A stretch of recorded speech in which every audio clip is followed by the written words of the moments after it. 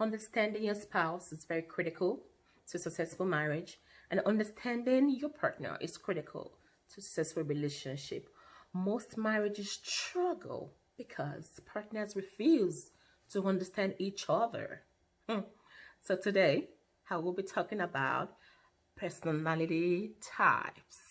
This is going to help us understand our spouses to have a better home so that peace can reign in our homes. Okay, so the first one I'll be talking about is choleric. Choleric, what are these people? Cholerics in general, they are very ambitious people. They are the go-getters. They do not take no for an answer, okay? They are goal-oriented people. That's who they are. However, the cholerics are very patient. They get upset quickly and easily. So you need to understand this fact. This way you can know how to manage them effectively, because you have to manage them. You actually have to. And the cholerics, when they were dating, maybe like when they were younger, a lot of them did not really have a lot of relationships like that. So now that they're married, you have to work with them and show them how, show them the way to go. Oh yes, and cholerics, when you're in a relationship with them, if they don't like you, they will let you know. You see it. They won't hide a thing from you. They don't pretend, That's just who they are. So if you married somebody like that, just work with that person and just understand the person. It is not because they're trying to do it on purpose. No, it's just who they are. It's their personality trait, okay? All right. And don't forget that these guys are the extroverts. So I will be talking about another one. And that one is the phlegmatic people, okay? So these are the introverts. They're easygoing. They're reliable people. They try to avoid conflicts, okay? So these guys are quiet and reserved people.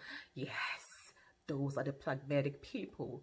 But even you can offend them like once, twice, 3 times and get away with it. Even up to 10 times you can offend them. They don't get upset quickly and easily like that, because it's just their nature. They have very high emotional intelligence, which is fantastic. These guys are awesome people. The phlegmatic people. But something about them is that once they get upset, they unleash that giant in them. They will remember what you've done to them a long time ago. They'll tell you 10 years ago you did this. 20 years ago you did that. Yes, I don't forgive easily. Those are the phlegmatic people, the introverts, okay? So if you married somebody like that, you have to be careful. Even though they're quiet, don't take it for granted, okay? You understand what I'm saying? Always carry them along, whatever you do. Just like let them have a sense of belonging and carry them along. Let them be on the same page with you, okay? To avoid them holding on to something. To avoid the fact that, okay, they're quiet. That doesn't mean that they are weak. No, the quietness is not weakness. It is strength. Okay, alrighty. So I have another one, and this is sanguine. The sanguine people are very active people. They're very enthusiastic. They don't do boring. There's no dull moments with them. So when you're married to this kind of person, you have to keep up with them, okay? So you know that it's your sanguine husband doesn't like the same hair all the time. You gotta change it up. Change it up. It doesn't like the same makeup all the time. Change it up, okay? It doesn't like the same food all the time. Rice today, rice tomorrow, rice in 2 weeks. No. Do something different. Spice everything up for him. That way you make him happy and you just keep up with him. Okay, you don't get him upset. You know who he is already. If you do the same thing all the time, he's going to get upset with you. So why don't you go ahead and just change it up a little bit so that there will be peace in the house. And the last one is the melancholic. The melancholic are awesome people as well. These guys are reserved people. They're kind of independent people. The melancholic, something about them is, they are strong, and guess what? They do not like disorder. Disorder provokes them.